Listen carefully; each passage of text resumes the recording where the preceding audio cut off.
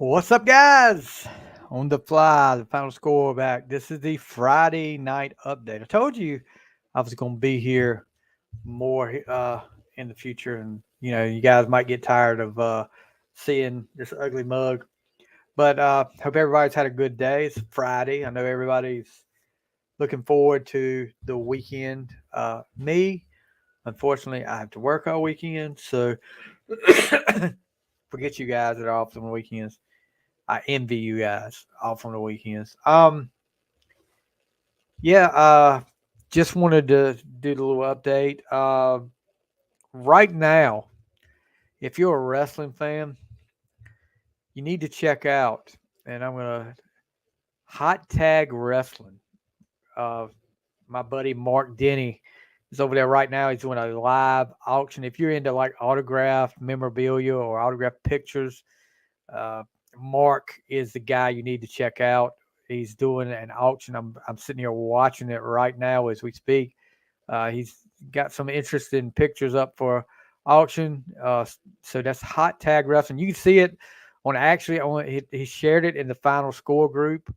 The link to the auction right now. If you want to go check it out, of course, wait till you're finished here before you go over there, because I think he's going to be there for a while.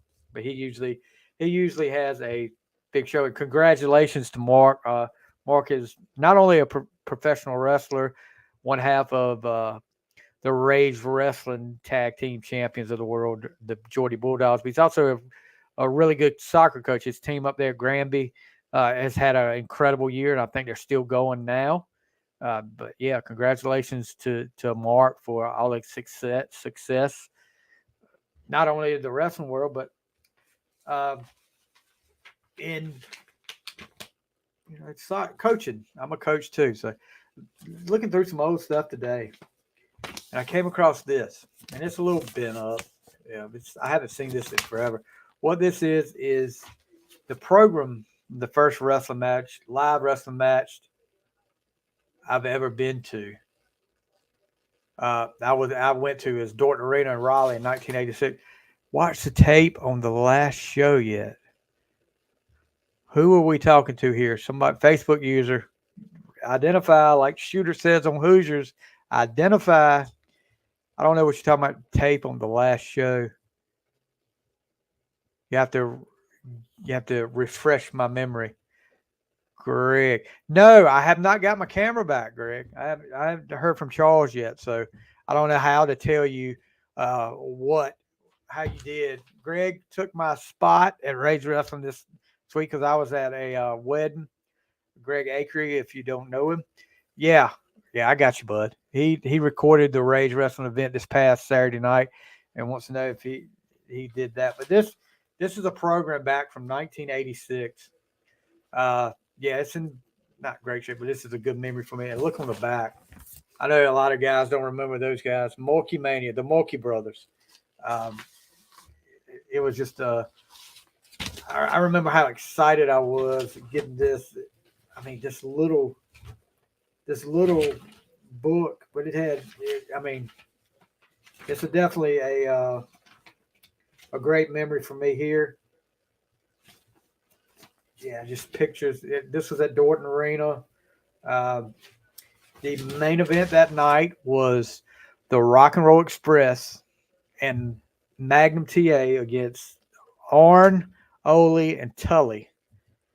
And I want to say Arn, Ole, and Tully won because I know Magnum, Magnum bled that night. I remember that. But yeah, it was pretty cool. Great memory there for me. Glad I came across that. That's definitely going somewhere where I can keep up with it a little bit better. Um, so what's going on today? Greg. Last Wednesday night we had a big announcement. I don't know if you were here. Big announcement. A friend of the show, Troy Froman, who you better known as Ox from Saved by the Bell, came on, and it was entertaining. It was very entertaining. He was he wanted to tell us that he has a role in the upcoming uh, blockbuster movie Joker 2. So he's going to have a role in that. So we wish Troy the best, and we'll definitely be looking out for it. Troy will be on the show sometime when his schedule allows us to, to go to be able to do both of us to be able to get our schedule straight. But yeah, congratulations to Troy. That's big. Um, let's see what else. Hart, Ann and Nancy Wilson. Now, over the last few years, there's been some controversy with Hart. They've been went their separate ways. They had a little disagreement, but now it seems Hart is reunited, and it feels so good. If you don't remember that song, then you're not as old as I am. Um, so they're working on new music. Hart is working on new songs together 7 years after they released their most recent studio album. The guitarist, who is currently touring a band called Nancy Wilson's Hart, told WBAB that she and her sister Ann Wilson are working together on material that is close to what you would have heard us originally do in the 70s, late 70s. So it's really fun, just exciting and inspiring. So I'm glad to hear it, because that is one thing that I've said in many a show and many a live time, that I hoped Hart would get their stuff together. And luckily it sounds like they have. We'll see some new Hart music, and I can't wait. That's something that I've really been looking forward to, because Hart was, just, I mean, alone. And I know they're not big fans of that song, because they said they kind of sold their souls to corporate. They went corporate, and whatever. I mean, you had success with it. It got a lot of people to listen to you, and then to go back and listen to your back catalog. I know I was one of them, because that was when I saw Hart for the first time. I do remember Hart on it was a K-Tel album, and there was a song they did, "Tell It Like It Is." I think it was a cover.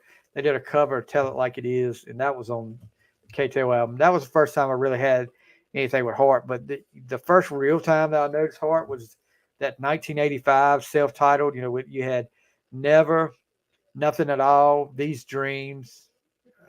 That was really when it really hit. And they can say what they want to, but their biggest success, of course, "Crazy on You" and "Barracuda," uh, "Dreamboat Annie" were great, but that was really when people started to notice Hart the most, was when that 1985 to 1990 era, when they did what, the self-titled album. They did "Bad Animals," which is one of my favorite albums of all time, and then they did "Brigade."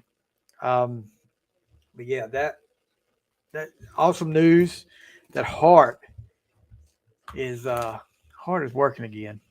So, all you people over there on hold on, I gotta write this note down. All you people on Twitter, the ACDC Thunderstruck Music Madness tournament is over, and the winner is none other than Highway to Hell. Highway to Hell in a very, very close. Let's see, I think it ended up 51% to 49%. So it was a good battle, 170 votes. Appreciate everybody that voted, took the time to vote and retweet. Uh, some great people out there that looked out for me. I'm looking at. I want to throw a shout out to the ones that liked it. This last one. Let's see if I could pull these people up right quick. 20, 29.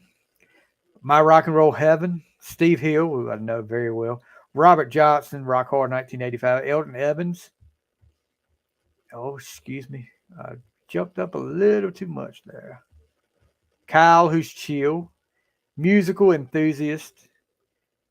Murph Radio, who just does a great job with us. I appreciate those guys. Arrowhead, DV, Allen, Voice of Sorry was Warren Meredith, the voice of Tame and Sorry.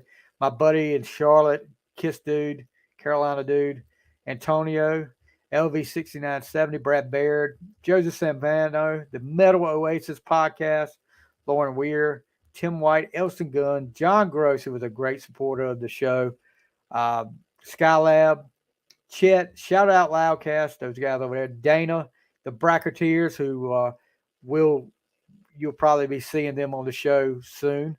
Wayne Shule, Flavio Acatini. I hope I said that right. So, among others that have really supported the brackets, you guys, if you're not on Twitter or you're on Twitter, give us a follow over there at On the Fly.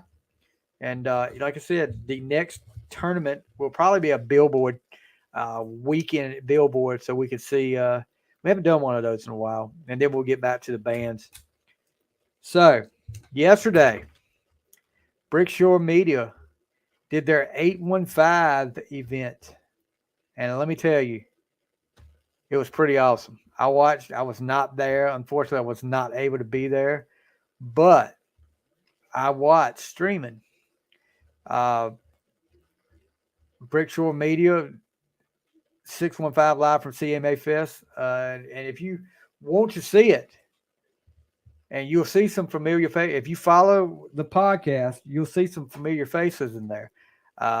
Annie Vander, Way Quick, Noel Tolan, of course, Molly Lovett, Mark Taylor, Carlisle Griffin, just to name,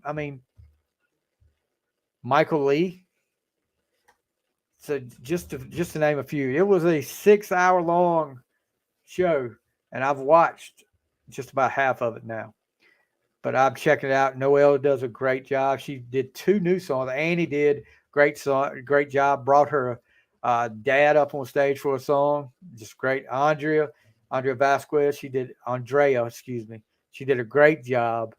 All these guys did such a great job, and I'm just blessed. Nicole, like I always say, Nicole is a godsend. She does a great job with that, and I appreciate you guys working with us. So let's see what's left to talk about. One of my favorite actors of all time birthdays today, and that's Michael J. Fox. Alex P. Keaton, Marty McFly, whatever you want to call him, turned 62 today. And of course, everybody knows about his documented battle with Parkinson's disease, and just I don't know. All the movies I've watched, I was trying to figure out when I was looking at talking about Michael J. Fox, what would be my favorite Michael J. Fox movie. And this may be an episode for the future, so I'm not going to give it away. But so many great movies, guys. Back to the Future series, the trilogy. Then he had Teen Wolf, Light of Day, The Secret of My Success, which I just watched the other day. Bright Lights, Big City. I haven't really watched that one. Casualties of War, The Hard Way, Doc Hollywood, and then Homer Bounty does the voice of Chance. Life with Mikey, which is a very underrated movie. He does a great job in there, and guys, don't think I'm ignoring you, but I'm checking out to see to make sure nobody's commented on here and I know Greg has commented on here. We appreciate Greg because I know there's some people in here. I want to make sure I don't miss anybody's comments. So hold on one second. Let me get this up here. David Richmond, appreciate it, buddy. Appreciate the like. The Schultz truck has left again, hadn't it, Rob? You missed it today, buddy. See, I want to throw out a shout out. You see that? I don't know if y'all can read that. Keep smiling from our ladies over there at Hometown Nutrition. If you haven't checked out Hometown Nutrition, you're in this area, you don't know what you're missing. Energy teas, protein shakes. They've got it all over there, guys. And everything is good over there. Robert can attest to that because he's up there more than I am. He's what do you say, Robert? At least three times a week for your sponsors. But yeah, just I'm looking at some more of these movies. He did The American President, The Frightener, Stuart Little. He did the Stuart Little series, and then what I watched the other night, which was everybody needs to watch. Still a Michael J. Fox movie, which is a documentary about his battle with Parkinson's disease. It's incredible. It's very very eye opening on what this guy's going through. It's sad, but the guy doesn't complain. He talks about he complained at first about this was an old person's disease, and he got it when he was young, and he didn't understand them. But now you don't hear him. He talks about he said, I fall, I do this, and it's not like he's complaining. He's just trying to deal with the situation. But probably what he's most well known for is Family Ties, which ran from 82 to 89.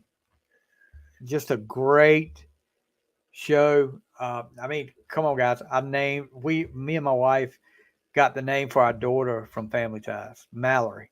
So, yeah, we wanted a name that was different from people that, people were naming, Susan and stuff like that. Just the name that you hear a lot around here. And Mallory wasn't a name that we heard a lot. So, and that worked out.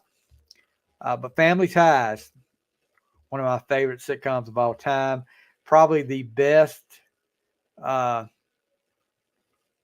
opening music of any show. Without Us, Denise Williams and Johnny Mathis. What's up, Steve Hill?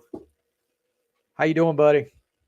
Yeah, congratulations on your boys graduating kindergarten yesterday, bud. I know you're pretty proud, ain't you?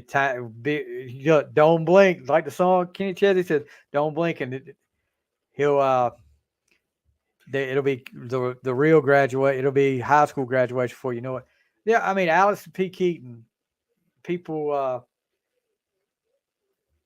talk about he was yeah he was different from his parents. He was right wing, but if I had to narrow show episodes down, Robert Matthews' neighbor is watching. Who was your neighbor, Robert? Tell us more. If I had to narrow it down to my favorite episodes of Family Ties, of course it's going to be the two episodes where the relationship with him and Ellen came up, and that just opened up so many things for different people, and we're going to talk about that because sorry about leaving the dent in my car, Steve. Oh, I hear you. Here we go. We're getting ready to have some controversy here. Tracy Pollan, who played Ellen Reed, and she was just in season 4, but Ellen and Alex get together, and the story is so great. Because they don't get along at first. She totally calls him out on how he is and all that stuff. But yeah, that ends up being a real life relationship that has been going on since that time. They're married. They've got kids together. She's stuck with him through these hard times.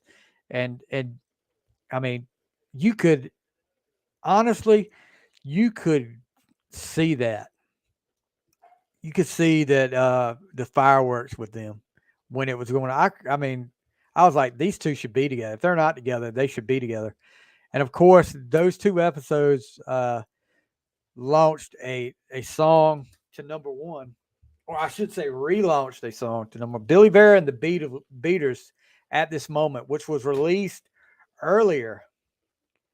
I did back. Oh my gosh, you did not back.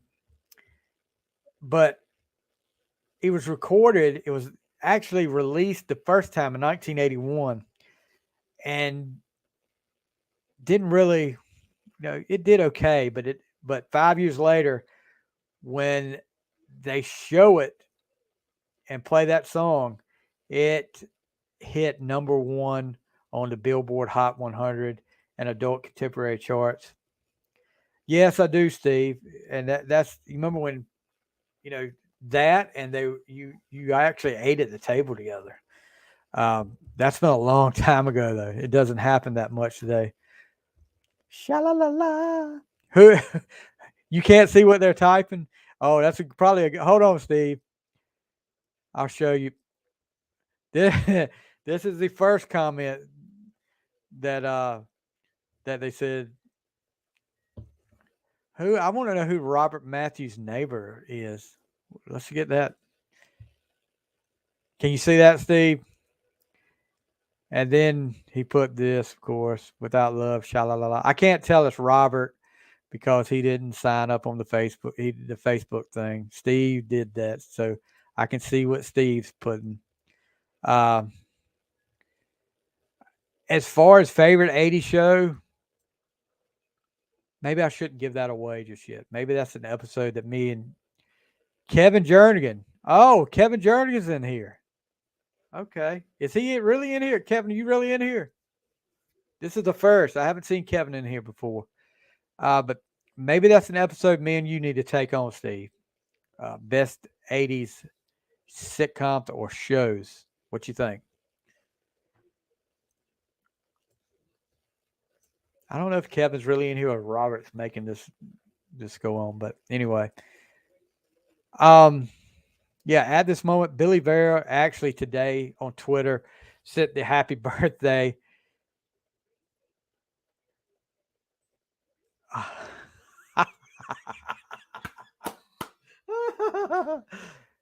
Okay, well that's a plan. We'll get together on a time for that.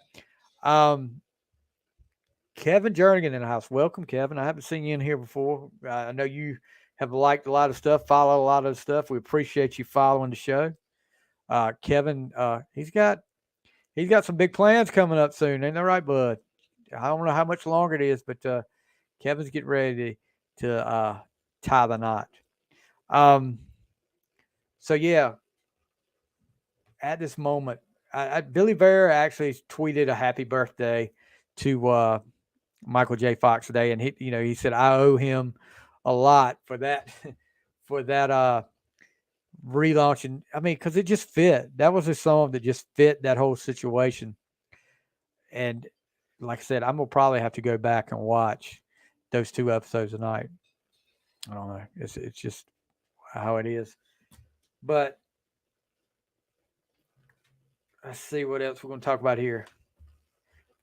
Wrestling tonight, SmackDown tonight. We'll see what happens with the Usos and Roman Reigns and Solo Sikoa with the Bloodline, which last week, if you guys missed it last week, Solo pretty much turned on his brothers, on his real life brothers, and sided with Roman after he did the swerve that he was going to be with the Usos. And it's definitely an interesting storyline. It has been for the last, year and a half with the Sami Zayn situation. And now with the Usos situation. It's definitely been one of the more interesting storylines that I've seen over the last decade, really. So I'm interested to see how it goes. I know they're going to keep the belt on Roman for a while. So yeah, I'm not even looking for him to lose anytime soon. But let's see, what else can we talk about here? Since we got some people in here today. Upcoming, we can talk about episodes coming up. Next week, we've got Eric Dunlow is going to be on live Tuesday night at 7:30. So mark your calendars. We're going to be listening to Eric's new EP. He's does a great job with this stuff. Eric is he's a local artist around Eastern North Carolina and gets into a lot of different places in the area, performs, and been listening to Eric going to see Eric for a long time, and can't wait to get his to be able to let you guys hear the new EP. And then we got my buddy Brian Mullen, who we're gonna do the Coming at You Live Tesla album draft, which will be Mechanical Resonance, the songs from Mechanical Resonance, and the Great Radio Controversy. We're gonna do a draft from those two albums. Um, Steve, they do. I agree with, and I'm gonna put Steve's. We're talking about Roman Reigns. Yeah, this is not 1984. I'm sorry. This is a different era where people get bored with the same guy holding the belt. This is not 84 when Hogan held the belt for 4 years. That was even boring back in the day to me. 4 years is a little too long. Maybe a year with the belt, 9-10 months, and then you turn it. And now, the whole reason they did the other. So you got 3 world championship belts in WWE right now. And the whole reason they did this to put it on Seth Rollins, because they needed somebody to work house shows and to work more and to actually wrestle and defend their belt. And Roman's not doing it. The 30-day rule is gone. It's definitely gone because Roman, he's over the 30-day limit a lot. But yeah, I don't know. I agree. I think they need to take it off. But I don't. With them making the other belt and putting it on Seth and putting him out there and letting him defend it like he has so far, I think you're going to see it on Roman for a while. Speaking of wrestling, I don't know if you guys got Vice TV or can stream online or whatever. Dark Side of the Ring just started their new season. I think this is season 4. If you haven't watched Dark Side of the Ring before, and you're a wrestling fan, you don't know what you're missing. They let off season 4 with Chris Candido and Tammy Sytch, otherwise known as Sunny from WWE, WWF, which was a really good episode. Season 2 just came out episode 2 just came out this week, and it talks about Magnum TA. And I have not watched. Steve, how was the Magnum show? I have not watched the Magnum show yet. I've got to watch it because you're talking about something that really, was a devastating blow to Crockett Promotions. Magnum TA with that, Magnum TA with that, when he got in that accident and almost lost his life. It was touch and go there for a while. Really put you don't want to say, because of course you don't want the guy, you hate the guy has, he's probably, he hasn't been able to get around like he was. At one time they were saying he probably wouldn't ever walk again. And then this was in October of 86 when he had the wreck. And then the Crockett Cup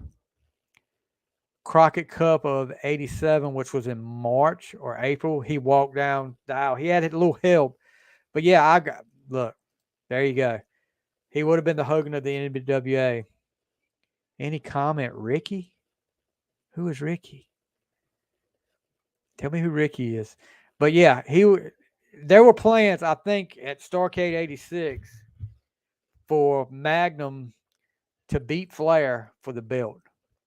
And of course, with that happened, and you had to have the babyface turn on Nikita, which was an awesome moment when you see Dusty go into the ring to face Ole and J.J. Dillon in a cage, and Nikita's following closely behind.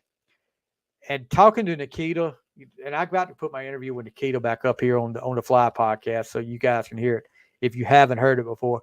Nikita made a comment that nobody but him, I think Jim Crockett and Dusty, knew about that it was going to be a babyface turn. He stayed away from everybody I want to say he said he stayed in the Hill locker room all night, then ventured over somewhere else and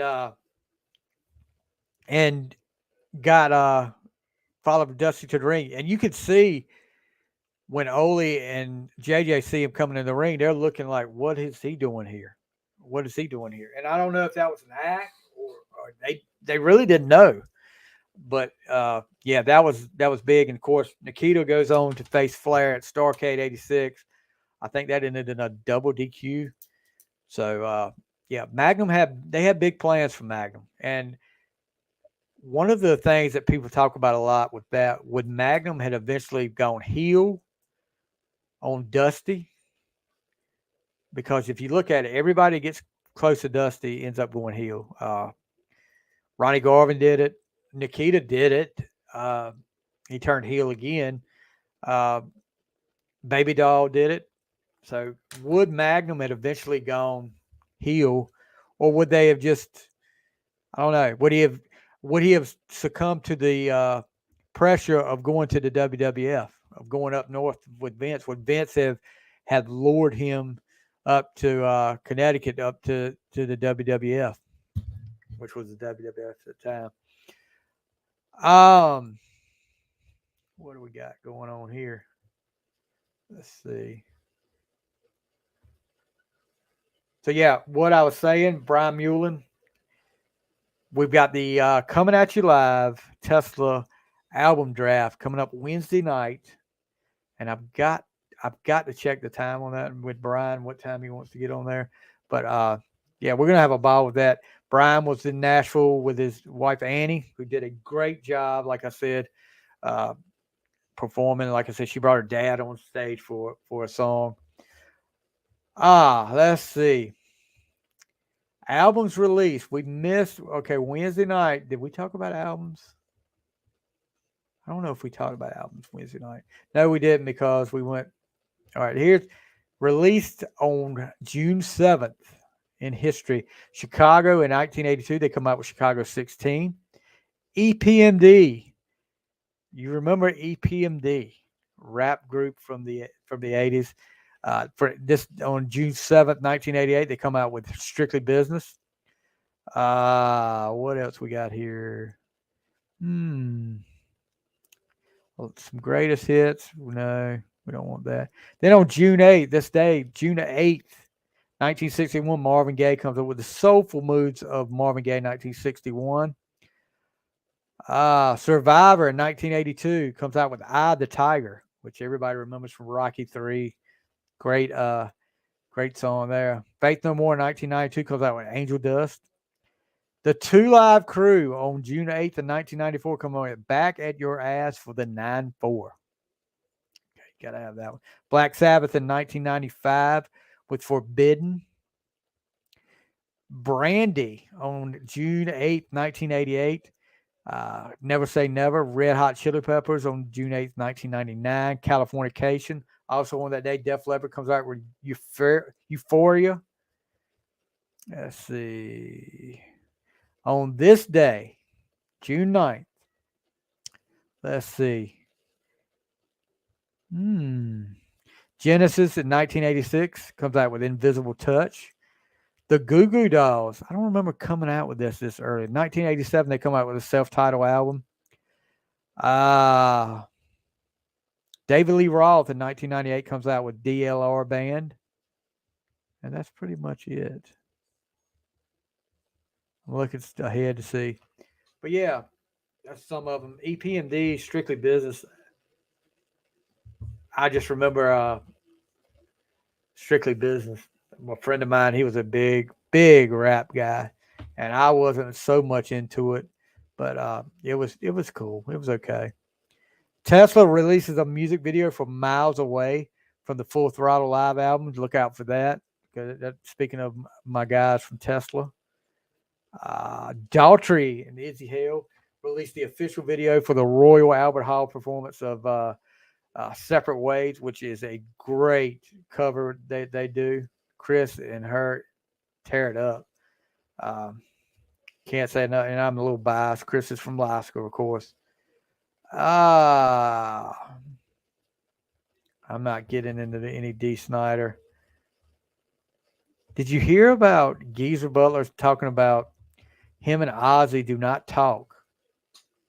And the interviewer was like, "Is it something that happened between you and him?" And he was like, "No, we're fine.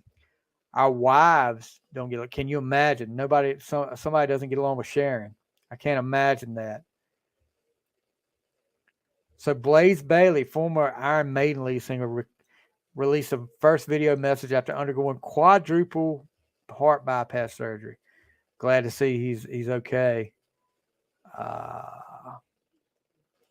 Gene Simmons says performing with Kiss for the last time will be both happy and sad. Gene's not going to be out of the limelight for too long. Who we got here? I see Facebook user says, "Hey man, is this David?" Wolfgang Van Halen will play Van Halen songs at Taylor Hawkins tribute concert. I was nervous as hell. Let's see who we got here. What else we got going on here?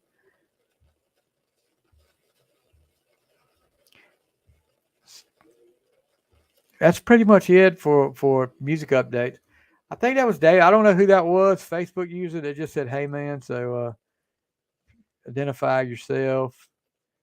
So yeah, like I said, we're gonna work on. Oh, we're gonna do a poll on Facebook. I'm gonna get it up here. I did a post on Twitter earlier today. Now everybody that knows me knows I am a lover of ketchup. I mean, I can put ketchup on just about anything. Matter of fact, people will probably cringe because we had steaks tonight and I had ketchup on my steak. And a lot of people look at that like, what the heck are you doing? But yeah, love ketchup. And to me, there is only one ketchup, and that's the only one that matters is Heinz. There's all the rest are imitators. So we're going to do a poll. I'm going to try to get it up on Facebook right now. Mark Denny's still going at Hot Tag Wrestling, so you guys check him out. And I'm looking to see who he's got. It looks like some Ray Ripley was up.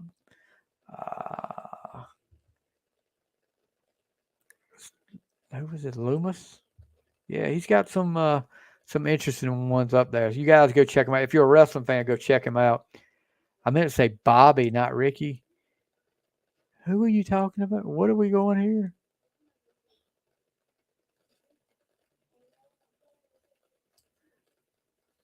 Who was Bobby? I'm lost on that one, but anyway, we'll see what he meant by that. But yeah, so I'm gonna try. Let's see right now to see if you're in the On the Fly Facebook group. We're at 513 members. We love to have some more in there. Let's see if I can do a poll in here. Yes. What is the best ketchup?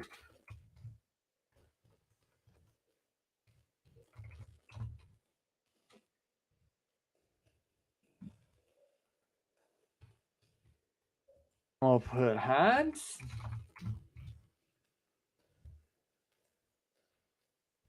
Hunt's. Can I add another one up here?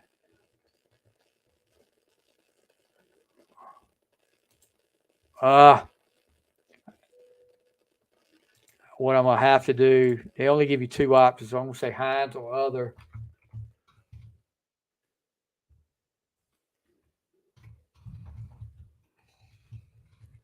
Right in comments. But yeah. Let's see if it gives me. I've never. Oh, here we go. I'm gonna put Hunt's up here and then other.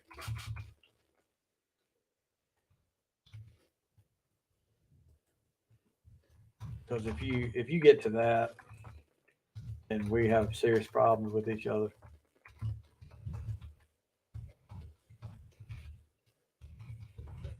But yeah, Hunt's, Heinz, Del Monte's out there. There's some store brands. Oh, yeah. Ask on anything to add that, but one of the classic, beautiful Bobby. We need to do an episode on just we could just do an episode on the brilliance that is beautiful Bobby. Didn't say a lot with his mouth, but man, he talked in the ring. He was such a great performer. And that clip, you can see that on the Fly Facebook page. That clip was uh, so great. I mean, it just showed Jim Ross loved having a great time with beautiful Bobby. Nothing, Jim. Nothing, Jim. Who was Ricky? You talking about Ricky Morton? What about? Hey, okay. We just talked last week about Ricky Morton still wrestling today, and we were talking about he was in the Crockett Cup. Uh, down. Giorgio Moroder Chase. That's the name of the song that the Midnight Express came out to. Uh, yeah, pretty awesome. It was some awesome music. There's nothing like Crockett wrestling back in the mid '80s. That was white heat hot back in that territory was just so hot back in the day. Um, so yeah, check us out. Check the poll out on Facebook. If you're not a member of the On the Fly Facebook group, go join up, and you can vote on. All right, Robert, Midnight Express. Which version did you prefer out of the last two? Because there was more. Did you like Bobby with Dennis Condrey, or did you like Bobby with Sweet Stan?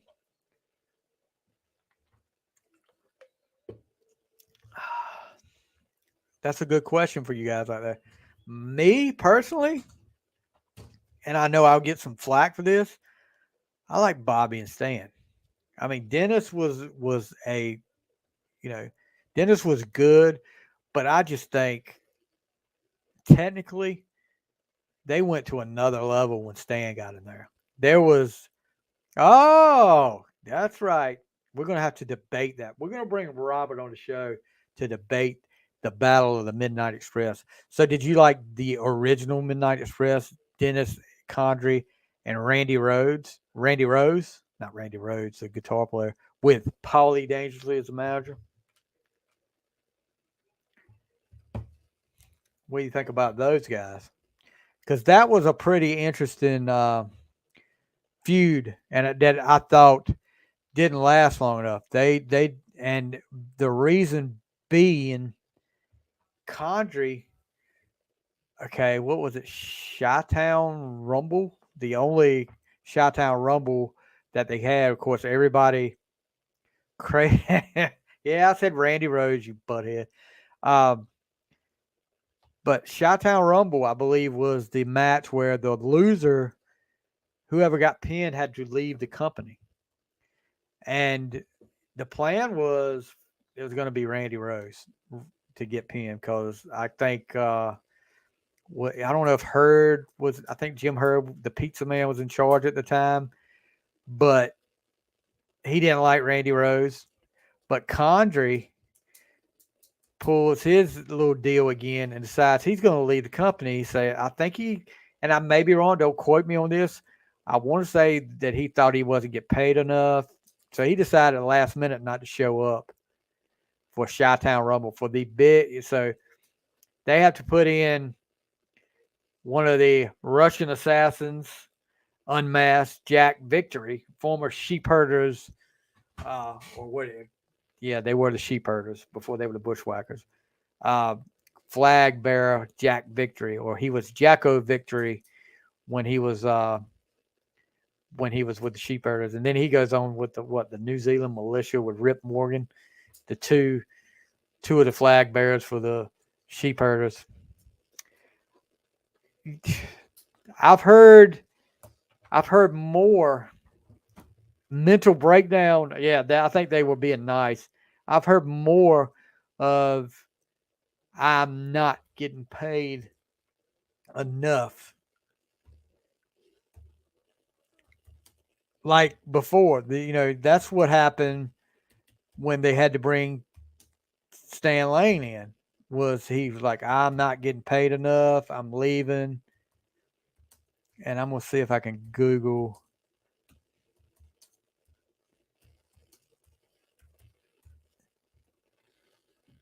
Ooh, let's see. Dennis Condrey. Yeah. WRL at 11:30 back in the day when Bob Caudle and sometimes Johnny Weaver would do it. That was NWA Pro. You had it Worldwide Wrestling on in the afternoon at noon. Okay, here we go. Now this is according to Wikipedia, which they're always right. Teams wrestled at Starrcade 88, but nothing was solved. The Midnights versus Midnights will be the hottest unit in NWA for months, building up to a 6-man tag team. I do remember AWA on ESPN. Let's see. The one 6-man tag match involving the managers on pay-per-view in February 89. The one who got pinned would have to leave the promotion. However, due to changes in ownership, the NWA was going through a booking upheaval with Dusty Rhodes being replaced as head booker by George Scott. Jim Crockett Jr. already had a problem with Condrey due to his previous overnight disappearance, and Scott had previous animosity with Rhodes. So Scott's appearance as top booker made for the catalyst to bury both teams and the feud. Jeez. The feud was cooled off, and the loser leaves town match was going to be used to kick one of them out of their territory once the brawl and continue to bury the other. At the last minute, Dennis Condrey once again decided to leave the NWA rather than take his pay-per-view payoff and give Crockett and Scott the satisfaction. Jack Victor was brought in as replacement. The match went forward. So, yeah, I mean,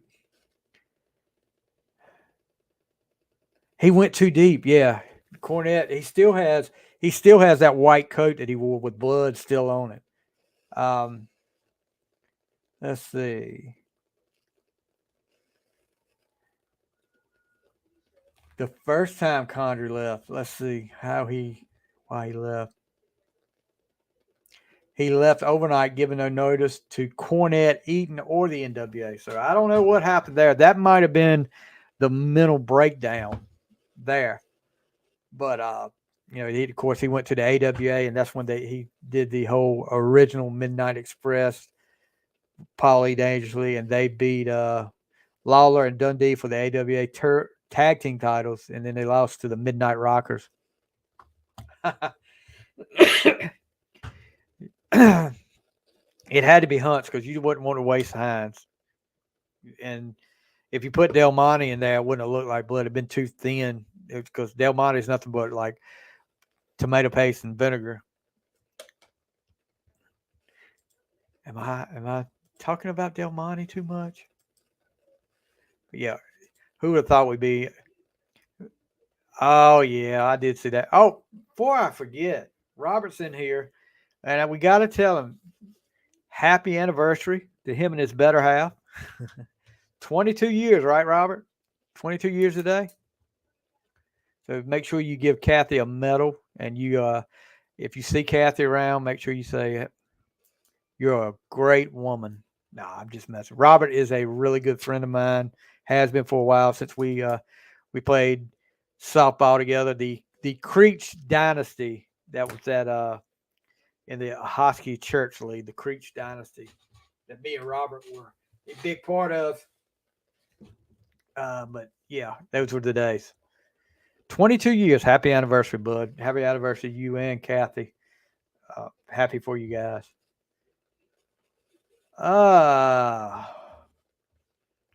Corny going off of the lady. You ever listen to his podcast? I just can't. I can't. I know I listen to some long podcasts, but most of his podcasts are 4 hours long. I just can't do it. I mean, the only there's several wrestling podcasts I listen to. We're going to talk about the podcast again because if you guys are looking for good wrestling podcasts to listen to, I'm going to give you the heads up. Oh, by the way, Sunday night, I'm watching On Patrol with Kate, and she's snoring like she's gonna kill you for telling that. Marcus, tell Kate Marcus loves her. Um, looking at the podcast that you need to be listening to. Let's get to the rest of What Happened When with Tony Schiavone. If you haven't listened to that one, you'll love that one. The Arn Anderson podcast is a good one. 83 Weeks is okay. I'm not a big Bischoff fan, but he does tell some pretty good stories. Grilling JR, Jim Ross. Foley is Pie with Mick Foley. And believe it or not, guys, I do not listen to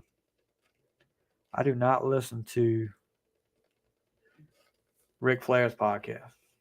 I just can't do it. I mean, Flair was I was a big time Flair fan back in the day, but after that documentary and him making light of everything he went through and all this stuff, I just can't do it. I'm just less of a Flair fan than I was back in the day before I saw that. Something to Wrestle with Bruce Pritchard is a good one.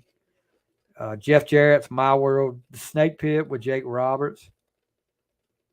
Busted Open podcast with Tommy Dreamer, Mark Henry, Bully Ray, among others. And then, of course, Talk is Jericho if you want to listen to that. But Sunday night, I don't know how many Kiss fans we got out there, but I will be guesting on Podcast Rock City. I'll be one of the guests up there. So you guys make sure you check out Sunday night, 7 o'clock. Tune in and get your comments in there. Make a good showing for me up there. I want to impress. And the topic is, how has being a Kiss fan affected your life? So check it out. Check out Podcast Rock City, 7 o'clock Sunday night. They got a couple of their regular hosts that are out, and I was lucky enough to be able to guest on the show.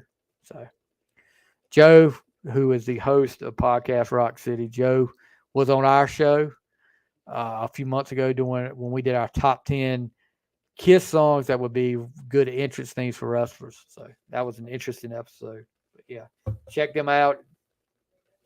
So it's 8:30 on a Friday night, and I'm sitting here talking. You can tell I'm old. About to hit 50 in 4 months and a week. So we'll have a big celebration for 50. I'll be drinking, this is the heaviest thing I'll have tonight, Sprite. So, album challenge. I'll show you what I've finished now. I finally finished the Guns N' Roses Super Edition of Use Your Illusion 1 and 2, which was 77 songs. It pretty much had the first two albums that I guess they were remastered. The songs were remastered. And then 2 live albums, 2 live performances. At one show, they did 27 songs. 27 songs. Axl, I can't believe Axl didn't go off on somebody after 27 songs. The other was 20, but 27 songs. And they played some good stuff up there. So I finished that one. Finished Billy Joel live at Yankee Stadium. Queensryche Digital Noise Alliance, which was really good. Sammy Hagar and The Circle.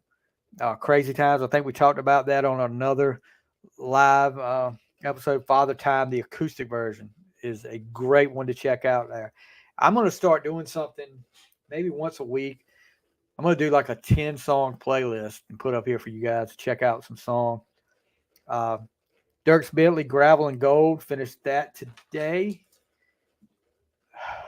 And I'm sorry as I could be. I wanted to give this album a chance because Nickel Creek, I don't know if you guys remember them back in the day. They had a few hits back a couple of decades ago, I think. But they had an album come out called Celebrants. And when I was reading the description, they've gone far beyond bluegrass. That's right, because they don't know where they're at, what this album is. I'm sorry, not good is what it is to me. GNR the band. Want to see them when they played in the jungle. And now JC Radio. I don't know if this is this Nicole's boyfriend. I don't know. Guns N' Roses just started their tour, and I guess they're taking a lesson from like Metallica, who doesn't play the same songs 2 nights in a row. GNR did a lot of songs on this on the opening night of that tour that they haven't played in years. Pretty Tied Up. Hey Jim, appreciate you coming on, bud. Um, they did Pretty Tied Up, which they haven't done live in oh gosh, probably 30 years. I forgot what the other ones were. There was four that they did that, and I had this on the Fly Facebook group. If you want to check it out there, but I'm gonna try to pull it up here. Brian Adams and Joan Jett just kicked off their tour, um, and she debuted a new song on that show. If you guys are Joan Jett fans, I'm trying to pull up the Guns N' Roses so I can tell you what the they also did a on the sound check. They did an unreleased song, which could be. I know they're working on new music, which could be perhaps. Hey Jim, you're a Guns N' Roses fan. I'm looking for somebody to come on and do a top 10 Guns N' Roses episode. I don't know if you'd be willing or not, but I was sure, if you want to come on, you're more than welcome. The door is open if you want to do that. Because I'm looking for somebody to do a Guns N' Roses episode, and that should be an interesting one. Let me see. I'm trying to put how far back that story went.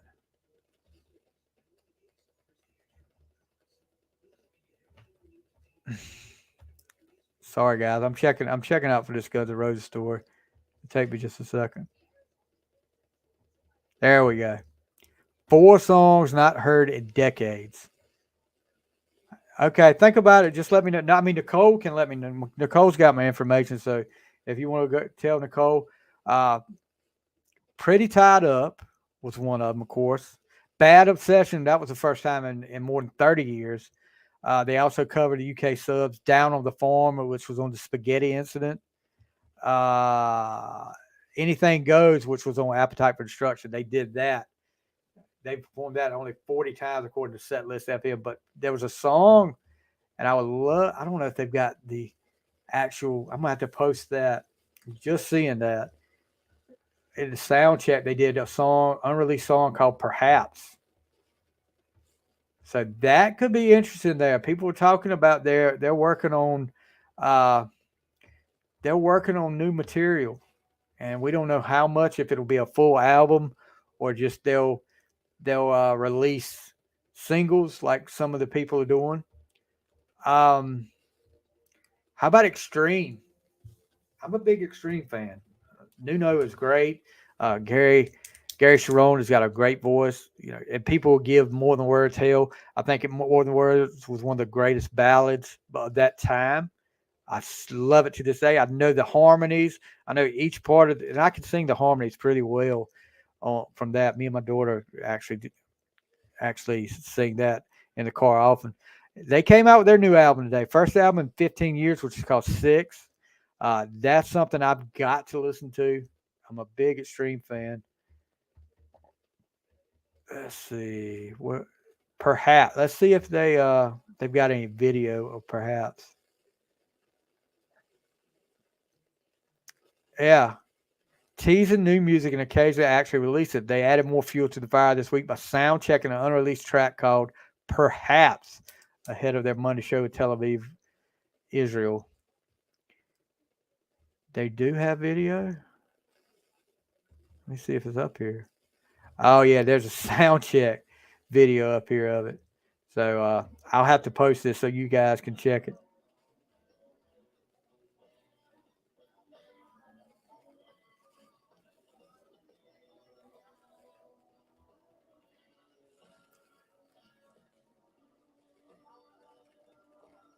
Okay, I know you guys probably can hear this. This is going up right now on the Fly Facebook page. If you want to check it out, that way you can hear it better. Hold on one second. So Jim, if you're still there, how's Nicole? I know she's had a busy week.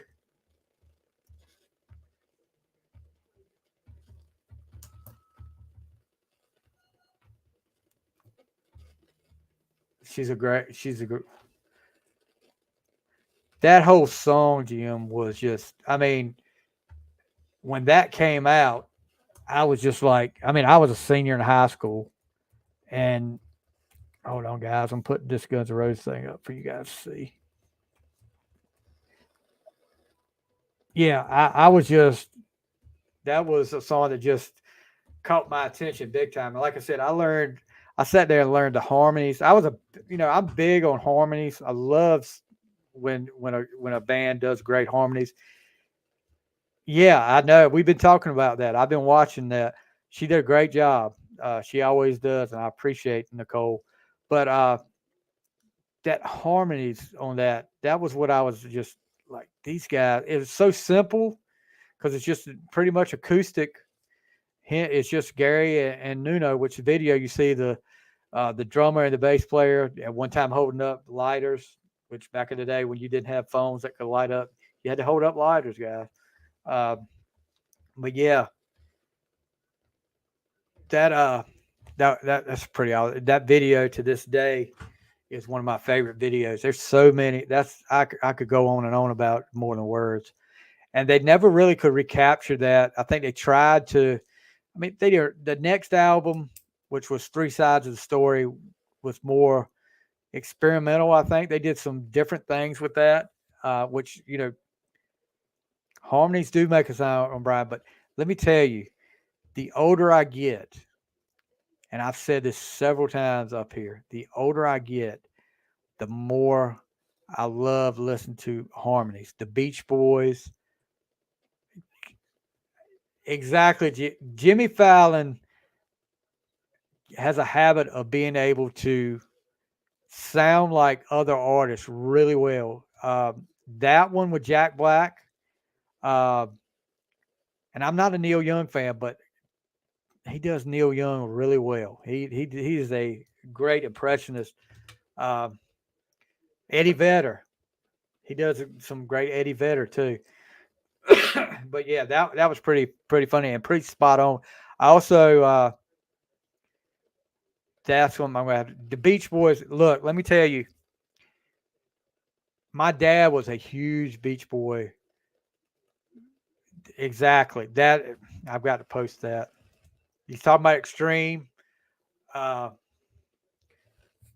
talking about extreme. The album, was different. It's definitely different, but it was. Gosh, you guys are throwing so much at me right now. Great, Brian. I listened to Alice in Chains, and their harmonies between Cantrell and Staley are eerie sounding, and but it's great. It's great. You're right. My dad did too, Jim. He uh, he had Beach Boys albums everywhere. Between my mom and dad, we had my mom was a huge Elvis fan, and we had all the Elvis songs, and she would blast it.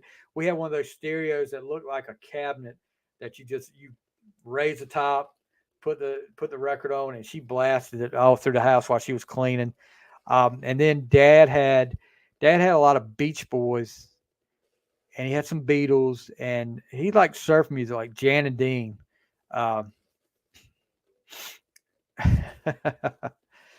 but yeah, see, Jim, Brian's coming on the show Wednesday night. We're going to do a Tesla album draft. So just Brian will let you know how it goes. It's going to be fun. I'm trying to get, and Brian, if you want to get in on this, a Guns N' Roses top 10. I don't know how big of a Guns N' Roses fan you are, but Jan and Dean, Dead Man's Curve. I heard Dead Man's Curve so many times. That is that is entrenched in my head. Uh, my dad used to listen to Jan and Dean a lot. But Uh, the Beach Boys, the older I got, the more hearing the harmonies. But like the Beach Boys, the Eagles do a great job with harmonies. But let me tell you, everybody talks about Pet Sounds. It's such a great album, and it is. And one of the songs on there, um, Caroline No, I like their version, but the version I love, Timothy B. Smith, who was with the Eagles, did on a tribute album. I think it was called Stars and Stripes, tribute to the Eagles. Timothy B. Smith does the best version of Caroline No that you will ever hear, because the Beach Boys are singing harmonies in the background. If you get a chance, check it out on YouTube. I've had it up on the Fly Facebook page before. They show them recording Timothy B. Smith recording his part, and then him along with the Beach Boys, because I think all of them except Dennis were alive at the time. This was in the 90s, and Carl Wilson, who doesn't get enough credit with the Beach Boys for the way he sang. I mean, Carl. They talk about Brian, they talk about Mike Love, but Carl Wilson was like the unofficial MVP of the Beach Boys, in my opinion. But yeah, I could go on and on about the Beach Boys. Uh, and that could be an episode that I could do later on as a Beach Boys top 10, because they've had so many hits. Uh, but yeah, the Eagles. I mean, I can't tell you why. I think that was Robert that posted that. Uh, Timothy, I think that was Timothy Smith that did that too. Um, but the Eagles were a band that, I think my dad actually listened to some of the Eagles. I remember seeing the Long Run album back in the day when I was little. I guess that came out 79. And that was an album. I never really got into it. I was like, the Eagles. I mean, I was all about Kiss. And when the older I got, I started appreciating more music. As a teenager, it was like, Kiss was still there. I was still a diehard Kiss fan, but who is you switch from YouTube to Facebook? It's not showing who you are, so that's why I was asking. It just says Facebook user, so I don't know if it's Brian or Jim. Um, but yeah, it's the Long Run was I was like, God, he's listening to Long Run again. Okay, Jim, I got you. He's listening to Long Run again, and I'm like, no, I'm not there. Up, yes, Seven Bridges Road.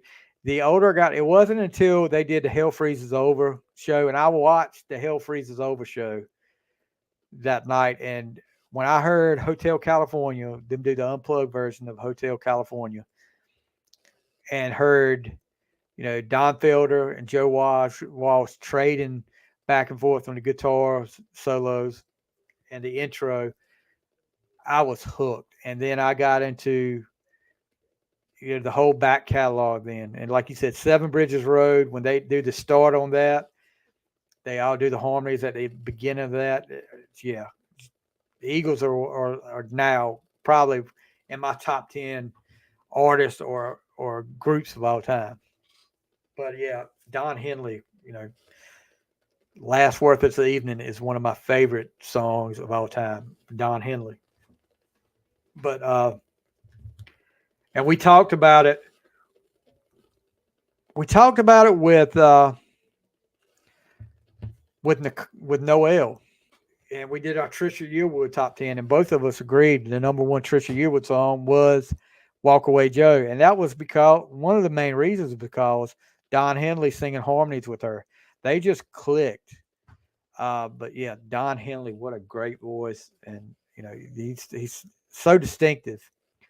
Let's see. But yeah, gosh, guys, I could sit, I sit here and run my mouth for an hour now, and it's been great. I've enjoyed every minute of it. You guys, you guys rock. Jim, Brian, Robert. I don't know if it's Brian still with us. Steve Hill. I don't know if you're still here or not. But yeah, we're planning now. The next bracket that we do on Twitter will be our will be a Billboard, and I'm trying to I'm trying to decide what date and what year that we do the Billboard charts from. Uh, I've got an idea, but it's probably good. Let me see.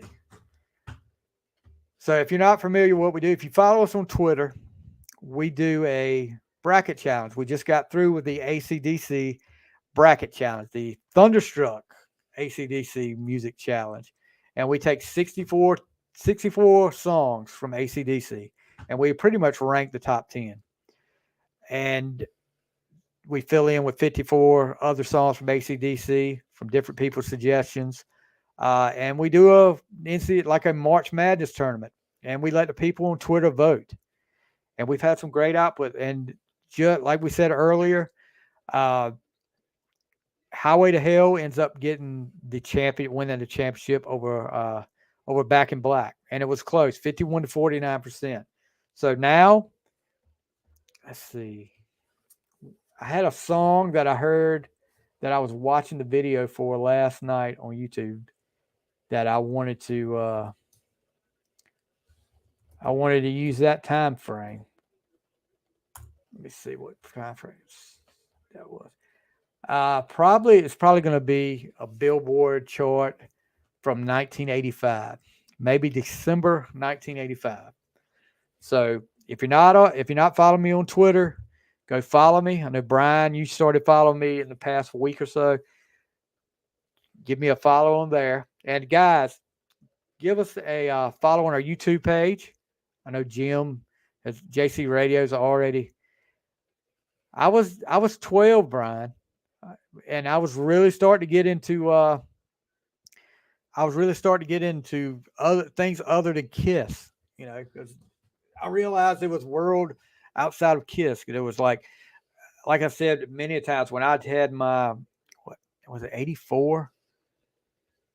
Maybe it was later than that.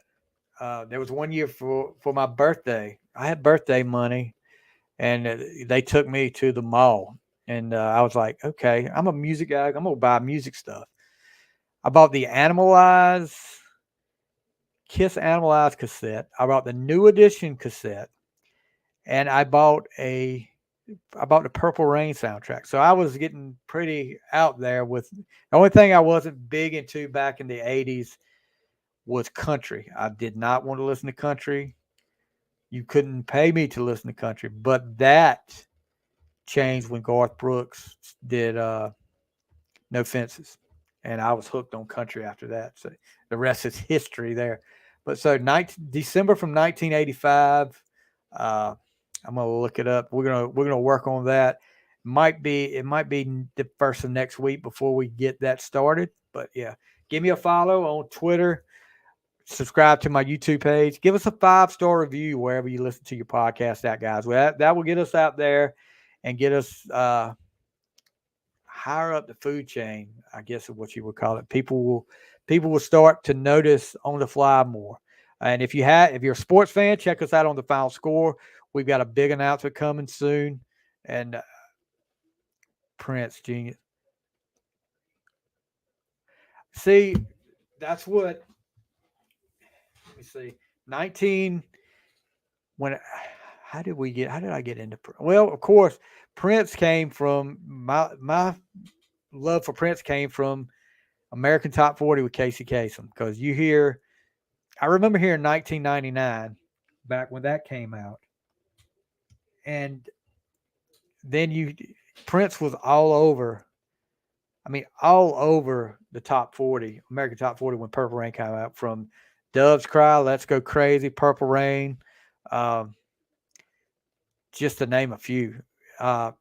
Purple Rain is probably one of those I would consider like a perfect album from start to finish. And yeah, it's got some, of course, Darling Nikki was a song that probably and did get some unwanted attention back in the day from Tipper Gore. Um, but yeah, that I mean, there's a few albums I can name off the top of my head that I would think was close to perfect album. Um, Hotel California by the Eagles is what I would consider a perfect album, close to it. Motley Crue, Dr. Feelgood was close to a perfect album. Kiss, Love Gun, if it did not have, and then she kissed me, was was close to a perfect album. All the Prince albums. What do you think about his estate? Talking about putting out some of this unreleased stuff. They put out a live album from 1984. Typical. There's also a Warrant song about Tipper Gore. That is, if you get the bonus edition of the Cherry Pie album, there's a song called Ode to Tipper Gore. And if you, yeah, my dogs like it. If you want to check that out, that's pretty funny.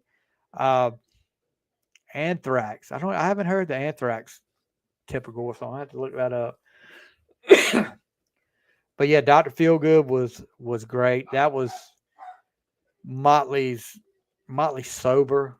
The first time they were all sober, I guess, and they just did a great job with Dr. Feelgood. I can't. Yeah, I'll tell them hi there. My little demon dog is she's wearing a shirt. She got her a new toy yesterday, so she's on cloud nine. So I'll have to let Annie see her. I don't know if Annie. No, it was Noelle that saw the dog. Um, I'm trying to think of another perfect album out there that I could listen to from start to finish. A desert island album, I guess, is what you call it, to be like Sonny Pooney. Let me look at my albums.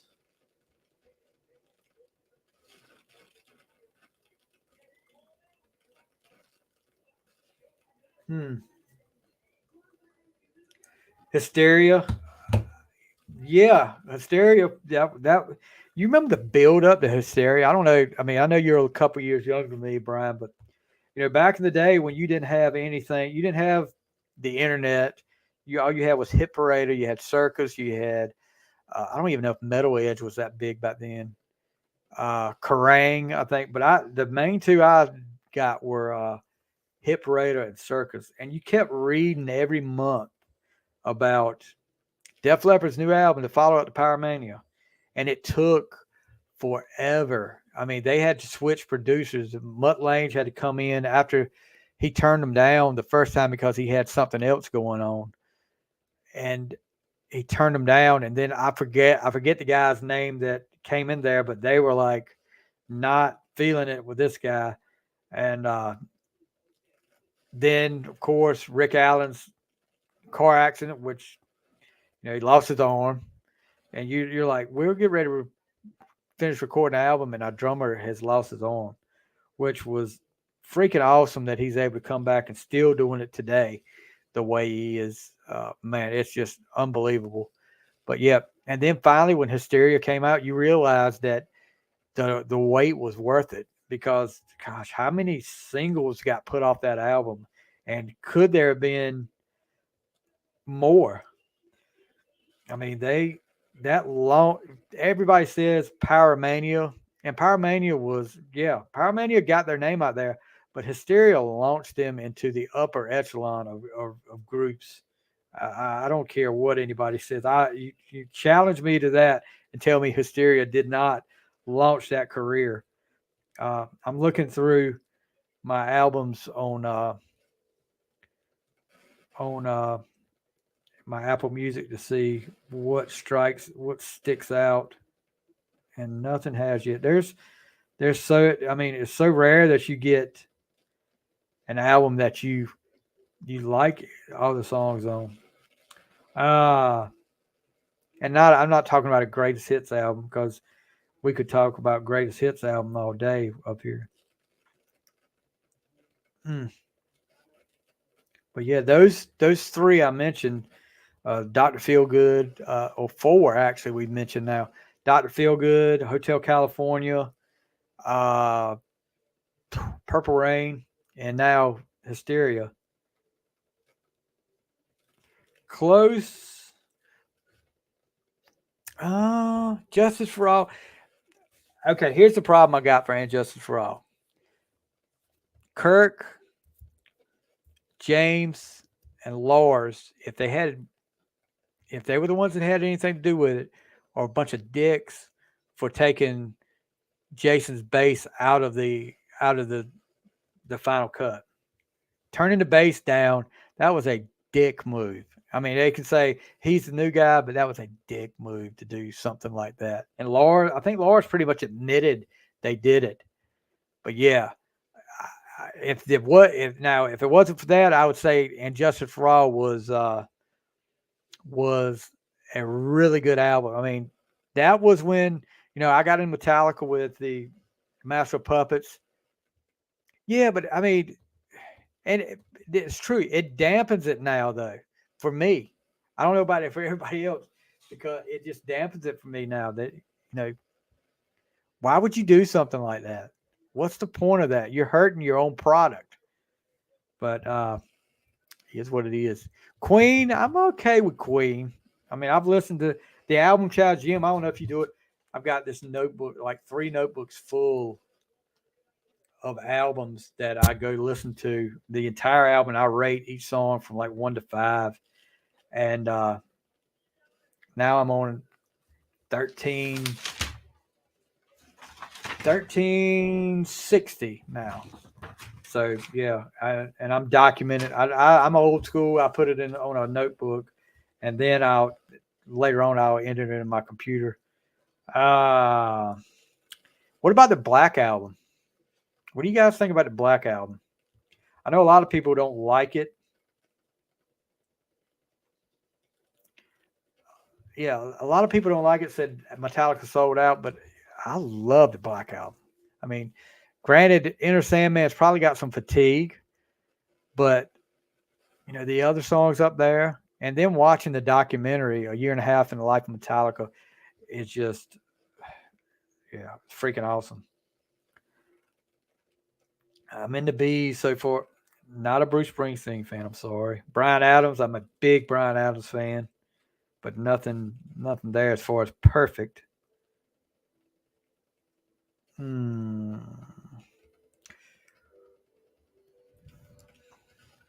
Yeah, I mean, oh really? The Black Album. A lot of people, you know, everybody said they sold out. Yeah, they sold out. All right, they made some freaking money then. And then, of course, when Load came out, they really thought they sold out because they cut their hair. I mean, give me a break. I don't see.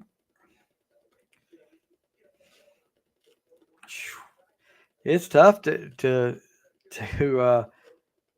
see an album up here that is something that you're going to listen to top to bottom over and over again. Hmm,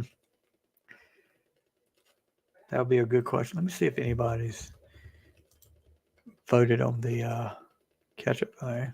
Nope, not yet. I'm about to share it to my regular Facebook page too.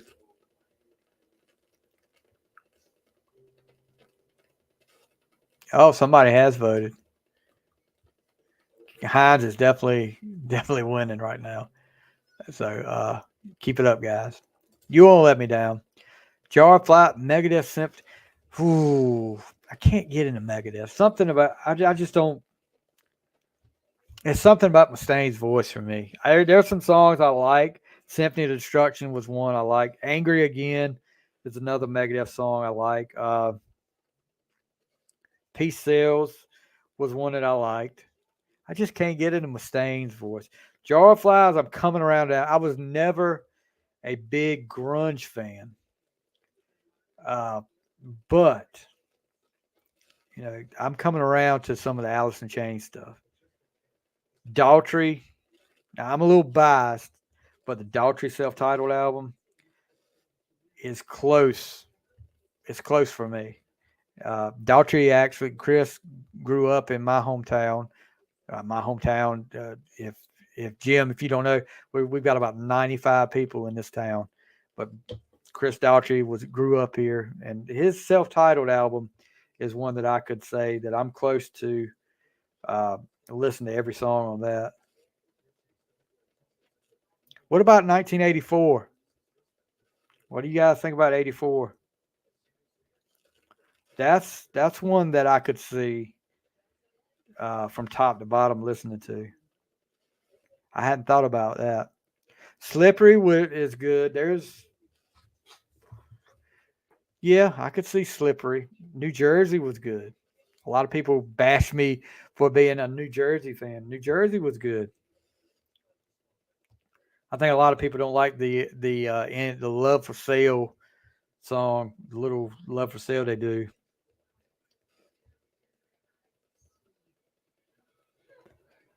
But yeah, I'm not coming up with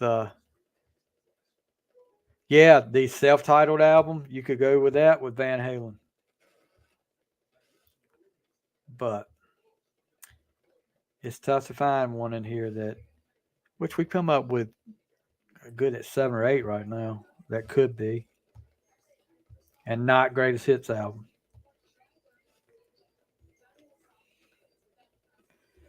Ah, so see, I'm not seeing anybody. The Fat Boys. Y'all remember the Fat Boys? Fat Boys are back.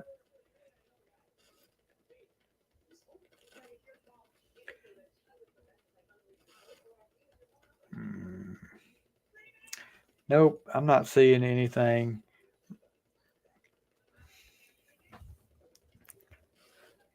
Yeah, yeah, Chris. It was funny because Taylor Hicks went on to win and controversial fashion. Oh, I'd say Garth Brooks, No Fences. I would say that would be an album there. Um, but it actually worked out better for Chris to lose because he didn't have to be tied down to what the people at Idol wanted him to do as far as Jagged Little Pill. Okay. Okay. But he didn't have to be tied down to what the producers. If you win, you get that record contract, but you got to do what they tell you to, and put out the songs. So now he was able to do his own album and put his own music out. And actually, I have to put it up here. Uh, there was a cut. Yeah, I think you're right, Jim. He actually came back here a few weeks after he got off Idol and did a concert, free concert on the school I coach at, the school I went to on the baseball field over there, which was freaking awesome because there was people coming from New Jersey and spent the night in the parking lot to come see him. It was unreal. Home, home. He played home that day, which is the first time I'd heard that. But actually, I think I've told Brian, but September off the second album was a song he wrote about my hometown, about Lasker. But yeah, you know, he comes back a few times. Every once in a while, you'll hear he's here. What about Appetite? What you guys think about Appetite for Destruction, Guns N' Roses? Is that one that you could say would be a desert island album?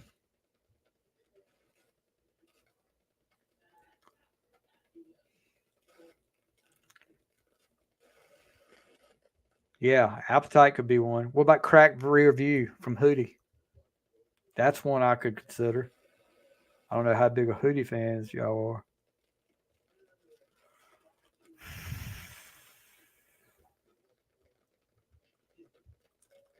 I'm getting through alphabetical order up here, so Thriller. And I know this is the kind of music we talk about, but Michael Jackson's Thriller. I was a big Michael Jackson fan about that time. That album from start to finish is is freaking awesome. There's only a couple of songs up there that I'm not I'm not sure I could know the words to. But the rest of them, I'm looking now to see if I've got it up. I'm sure I got it up here.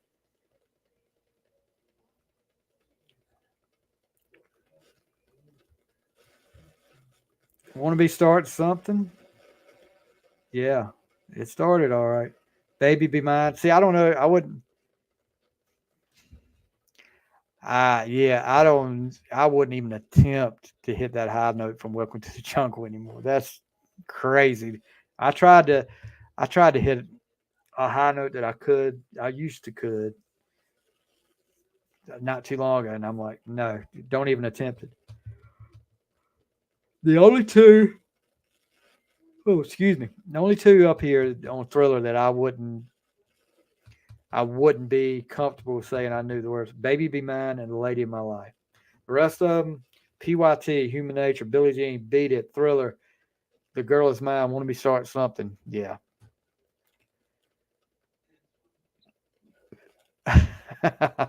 I can remember so clearly the first time I heard GNR, Appetite for Destruction. Uh, I was I a freshman? Freshman in high school and on the way to a baseball game, and one of the seniors started playing Welcome to the Jungle. And I was like, holy crap, what is this?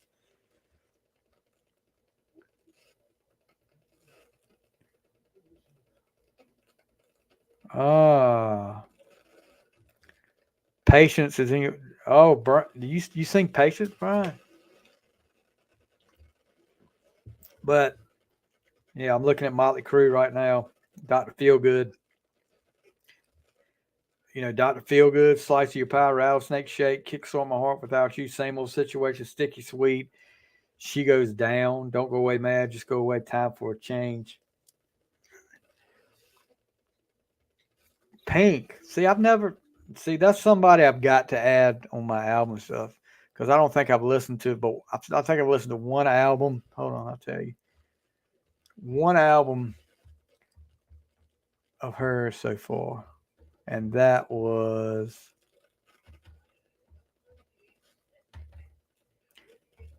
which album was it? Funhouse. That's the only one I've listened to so far. But I'll tell you what, the song that she sang with the duet with that guy, what was it? Just Give Me a Reason. The new 60 Days. I saw that, Robert. The new 60 Days in is going to be following the Pitt County. I saw that. That's going to be interesting to watch because Pitt County is close to where we live. Me and Robert live. So, yeah, that's going to be interesting to see because some of the people that go in the jails around here, yeah, could be some really freaky stories coming out.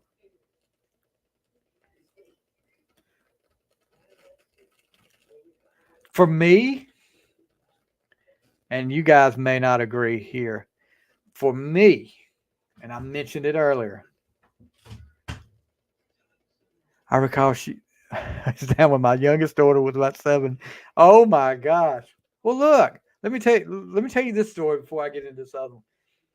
Now, my mom and dad always supported my love of Kiss, but for some reason, mom, if I recall, didn't want us to listen to "Do You Think I'm Sexy" by Rod Stewart.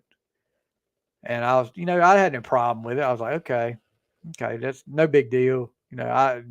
And I kind of looked at her like, I was not supposed to listen to Rod Stewart back in the day, but yet I'm walking around the house singing uh, "Take Me" by Kiss, which the opening line of that song is "Put your hand in my pocket, grab hold to my rocket." And nothing was said about that because I was steady singing Kiss songs around the house. So I didn't know what it meant at the time. But you know, I know my my mom had to be proud when I come through the house. Put your hand in my pocket, grab hold to my rocket. So yeah, that had to be one of my prime moments as a kid. But I made up for it when I would sing a total acoustic version of Beth So yeah, that had to be really, really great for her. But I'll tell you, this album, New Edition's self-titled album. I mean, they had some great songs on here. Now I know it may not be what you like. Uh, Mr. Telephone Man, Cool It Now, Lost in Love, Marianne, My Secret. They had some great songs up there. If you guys ever watched the New Edition, it's not Cool It Now, yeah, New Edition movie that they did. They did a two-part movie a few years back, and it was freaking awesome. The guys from New Edition had a lot of say in the final say in it, so and they all agreed that whatever if it made somebody look bad, they wouldn't tell the truth about it. But yeah, New Edition is one of my favorite groups. That was that movie. I would highly recommend that as uh as something to watch. New Edition. What's do you guys hate Nickelback like some of the other people do? I don't. I like Nickelback.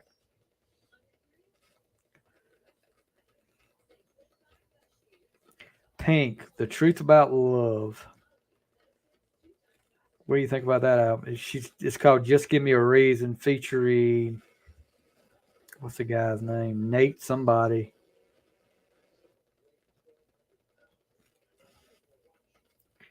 Nate Ruess. He was from another band that was like a one-hit wonder band, I think. Nickelback's new album. I don't know if you guys have listened to it. Nickelback's new album is awesome. I'm a big fan of that album. Nate Russ from Fun. Yeah, that's it. Great song.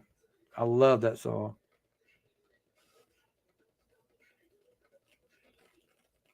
Somebody in the other room is listening to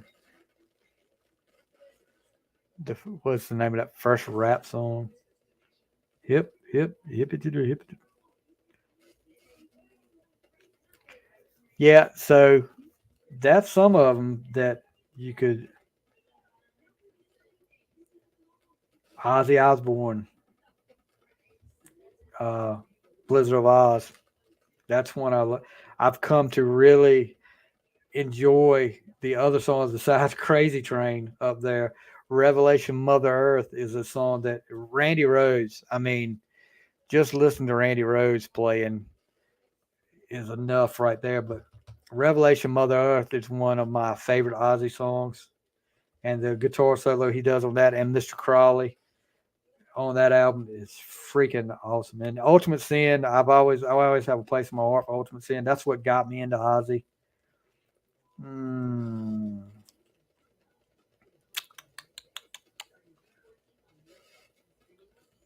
I'm getting there. I'm in the P's now. Sugar Hill Gang, Rappers Delight. Hip, hip. I've got to watch that document. I'm glad you reminded me of that, Brian. You told me about that the other night. I need to watch it. Hey, Robert, if I bring you on live right now, can you do the Rappers Delight word for word? Oh, that's right. You would do some Rush for me. Living in the limelight. I'll tell you who I've become a fan of. It's Pretty Reckless. I don't know if you love me.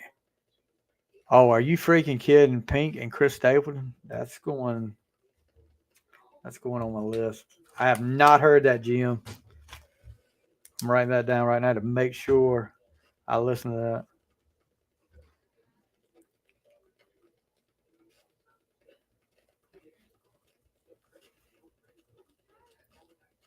Pretty Reckless. A friend of mine um, that we had a little disagreement, which I didn't think was a big deal. Told me about Pretty Reckless and Mad Season Above. Okay, I'll check them out too. Um, I have I have heard really good things about the that this moment that they're going on my list too. I've been meaning to check them out. Hold on, Jim. I see you just sent me a friend request. I'm gonna accept it. I guess you did. I don't see it up here anymore. It's on my phone. Hold on. There we go. Oh, great cover photo. Elf. I love Elf. Look at you. You're an angry elf. All right. This could be a freaking podcast episode right here as long as we've been talking. But it's great. I love it. I love getting here. Yeah, I've got some. If you guys have like albums that you guys think, I mean, if whether it's new music, old music, whatever that I should check out, I am up for anything. I'm getting near the end of. I've got a like I said, this notebook is almost full, and this is getting close to 1,400 albums right now. But I've got some. But anything you guys think I should check out, do it. I mean, I've got all the Brickshore Media EPs and albums up here, so Nicole will be happy about that. That's going on my list. The Tesla. Did you see the new Tesla video, Brian? I have not watched it yet, but they did a video after that new live album that from Miles Away. That's something I'm gonna start doing for the Facebook and Twitter page. I'm gonna like put 10 songs. I've listened to Hardy. Hardy plays a lot better in the studio than he does live. At least there was a pay-per-view, WWE pay-per-view he played at, and he was freaking awful. But yeah, when I listened to his album was really good. He probably just had a bad night, I'm sure, but yeah, it was not good. Wow, got a message from Noel. Yeah, what is that? What's the song? What's the song? I just listened to it about what he does with the girl about stay in the truck. Isn't that the name of the song? I was really impressed with that. That was pretty good.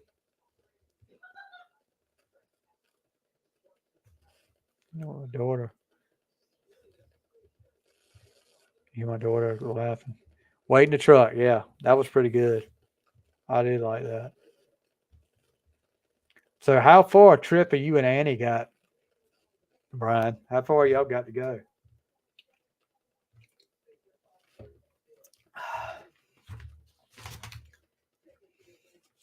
I mean, I've got everything from Nine Inch Nails coming up, the Bad Company, the ABBA, Ed Sheeran, uh, Gary Allen, NXS, Hall and Oates, Casey Musgraves, the Jackson 5, Madonna, LA Guns, NSYNC, Olivia Newton-John. Gosh, don't get me started on Olivia Newton-John. Pantera, Salt and Pepper, Tammy Cochran. You guys remember Tammy Cochran? Whatever happened to Tammy Cochran?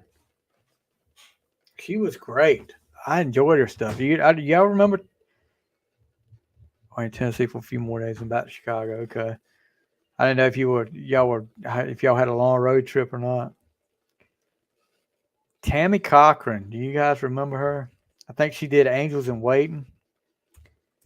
And then she came out with a second album. It's a Panthers album. Panthers? Who's the Panthers?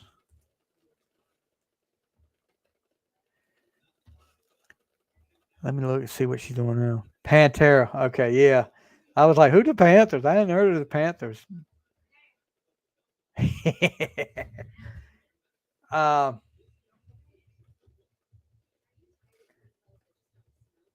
Tammy Cochran. That's somebody I'm gonna try to find and want to do an interview because she had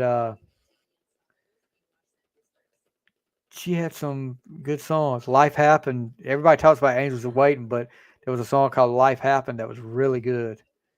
Um, I'm looking up her up on Wikipedia right now. She's not much old. older than me, a year older than me.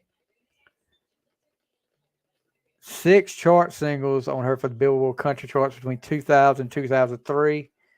Um, and then they dropped her.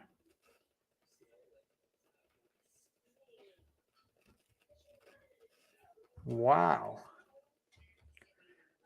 Her second album, me too, Jim. I'm all over the place. Her second album, Life Happened, was released a year later. The leadoff single reached top 20 while Love Won't Let Me. The follow up peaked at number 31, and then she was dropped from Epic in 2003. Why? Good Lord. She was on the uphill climb.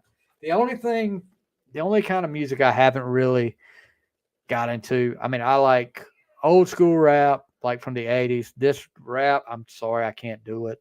I've tried. Can't do it. And I'm not saying I would hate this kind of music, but jazz, I just haven't got into jazz. I don't know where to start with jazz.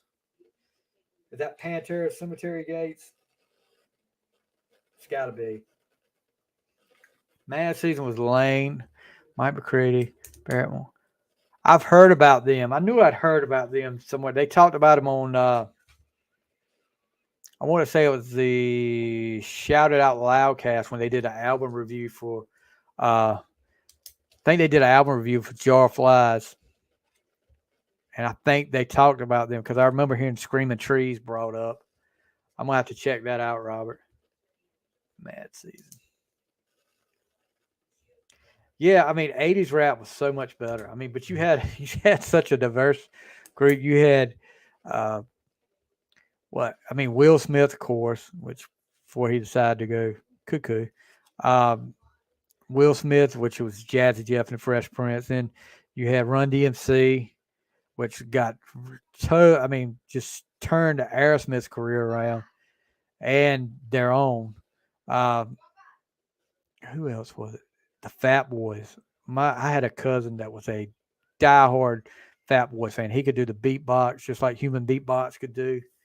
Uh, Beastie Boys. Uh, believe it or not, I'll tell you this story.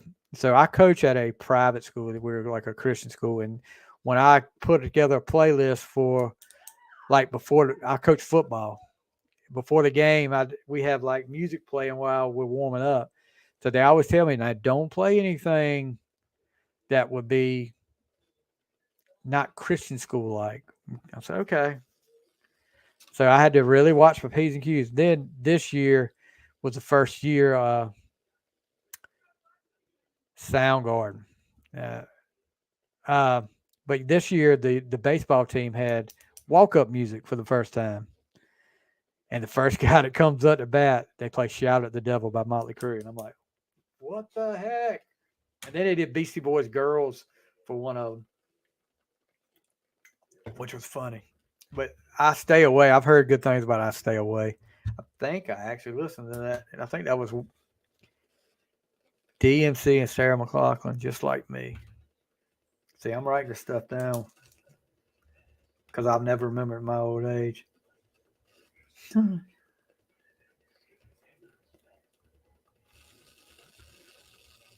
You know, you guys, I could talk to you guys all night about music. This is freaking awesome. Robert, I know you're in the grunge. I mean, and the rest, everybody else is like all over the place. And I'm sure Robert is a big Rush fan. I just can't get into Rush. Me and Robert talked about it. I've tried to get into Rush, but I just can't get into them. And Robert's son, who just graduated from high school, you know, Robert's son and my daughter are like retro. My daughter listens to like the music from the 80s and 90s just like I do. I mean, it's freaking awesome. Me and her have had many discussions about music, and I've introduced her to some stuff. She's introduced me to some stuff too. I've turned out to be a big Morgan Wallen fan because of my daughter. I mean, I've checked him out, Luke Combs, some of the newer country that I didn't think I would like, I've ended up liking. And if you want to check out I know you probably have, what's that guy's name? Ernest with Morgan Wallen, The Flower Shops. Oh, freaking great song. That just caught me from the first time I listened to it. Yeah. Yeah, I've got to go too, Jim. I got to get up tomorrow. Brian Martin. All right, I'm gonna write that down. But guys, Jim, Brian, Robert, Steve, um, who else was it? Somebody else was in here too. Who was it? Your neighbor.